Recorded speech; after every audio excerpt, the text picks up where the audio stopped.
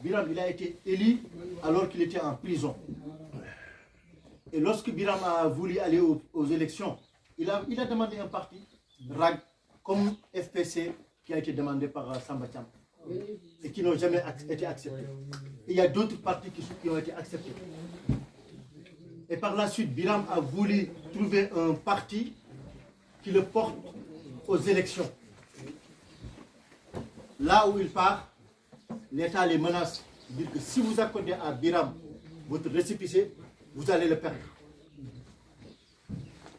Et il fallait que Biram trouve un parti pour aller aux élections. C'est comme ça que le parti Sawab est arrivé dans nos rangs. Mais, ou bien le récépissé du parti Sawab. Et Biram, lorsqu'il est parti aux élections, il a été élu député alors qu'il était en prison. Et il a été élu avec qui? Avec Koumba Dadakan, que vous connaissez. Et Oul Horma, le président du parti. Vous tous, vous connaissez Koumba Dadakan. On la connaît. Koumba Dadakan, lorsqu'elle est partie à l'Assemblée, est-ce qu'elle a défendu le programme de qui que ce soit? Elle a toujours porté le combat que Biram a porté et que nous portons tous. Vous connaissez tous Biram. Il a libéré la parole, il a fait ce qu'il a pu, il est parti en prison, il a risqué sa vie. Donc si les gens prennent ce mot pour le politiser, pour discréditer le parti ou bien on se connaît, tout le bas, celui-là, il me connaît. On est drôles, on a grandi ensemble. Diop, il me connaît. Est-ce que Doudouba aujourd'hui, si on lui dit que Ahmed que tu connais, il est avec Biram, est-ce que Doudouba, on peut lui mettre dans sa tête que Ahmed, celui-là, il va porter le programme de je ne sais pas qui, contre ses frères? Ça n'a pas de sens. Tanjan, qui est actuellement le suppléant de SOF des États-Unis, il est de Kayedi. Il était le directeur de campagne de Biram en 2019 avec Sawab. Est-ce qu'il est censé que Tanjan puisse porter certains discours vers certaines idéologies? Est-ce que c'est censé? Mais la politique, c'est des stratégies. Wolof a dit donc il faut que les gens arrêtent à un certain moment avec ce mot Sawab. Non, c'est des idéologues. Vous connaissez les gens et vous connaissez les circonstances. Si aujourd'hui, les gens avaient suivi les vœux en tout cas de Sarr, on n'allait pas être là aujourd'hui. Ibrahim Sarr. Parce que si on avait arrivé à coaliser entre nous et CVE ici, il n'y aura pas de deuxième tour. Mais comme a dit Thomas, Dieu fait bien les choses. Parce que ça allait être difficile, très compliqué, si on était face à face entre CVE et nous. C'est là qu'ils vont voir un combat en chien de faïence entre nous.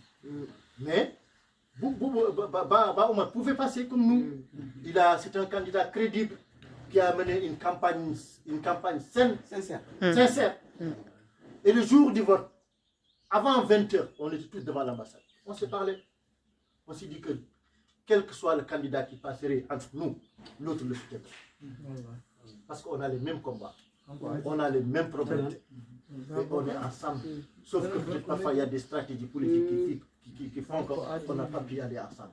Et nous sommes condamnés à aller ensemble en 2024. Si nous voulons en tout cas avoir quelque chose, ça, il faut qu'on se le dise, il faut que nous tous qu'on le mette dans l'ordre.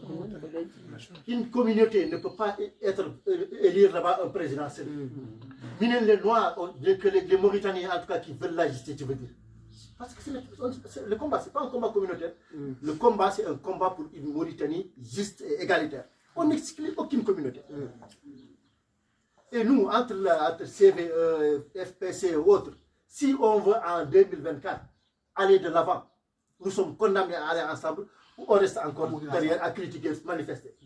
Personne seul ne peut porter le combat et aller seul. Ce n'est pas possible. On y réfléchit. Et que Dieu nous donne la vie de dépasser ces élections, il faudra qu'on se mette autour d'une table pour parler de ça. Si on veut quelque chose, si on veut rester ici tout le temps, crier, après on passe à la défaite, après on attend encore 5 ans pour jusqu'à quand? Nous, je l'ai dit, nous qui sommes là aujourd'hui, ceux qui ont 45 ans, 50, sachez que le combat, ce n'est plus pour nous. Nous, on combat pour les enfants qui sont là demain pour qu'ils ne vivent pas ce qu'on a vécu. Tout celui qui n'a pas ces idées, il n'a qu'à rester, il n'est pas du combat. Au début de nos discussions, moi, ce que j'ai sorti dans mes premières paroles, que j'ai dit Boubou, on ne l'associe pas à Sawa. Tout à fait. Ni à Rag. Rag, c'est pas le musique que ça va. Voilà, On l'entend. donc c'est la même chose. Non, c'est pas la même chose. Donc, d'accord, si on n'est pas la même chose où nous sommes. Parce que hier seulement dans les paroles de Ibrahim Sarr, et d'après la conclusion de Brahim Daoulebé, il a dit que notre coalition se trouve obligée. On est obligé de coaler. Donc si on ne fait pas ça, nous avons raté notre bataille. Parce que depuis le début de la campagne de ces élections, je me suis dit, je ne l'ai pas dit comme dans mon cœur, je l'ai dit ouvertement, ce que nous poussera à gagner, c'est qu'on fasse la coalition. La coalition, c'est la coalition de Frick, la coalition de Brahim Daoulebé, la coalition de CVE, la coalition de FPC, la coalition de supermarchés et l'ensemble des négro-mauritaniens. Si on ne fait pas cette coalition, nous allons encore passer derrière. On va rester encore 5 ans derrière.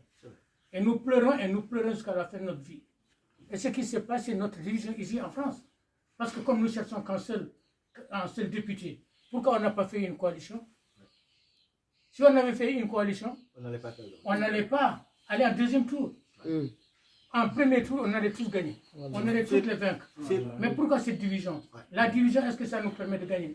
Avec tout ce que nous avons vécu. Donc, ce que nous demandons à tout le monde, c'est qu'on essaye de laisser notre divergence.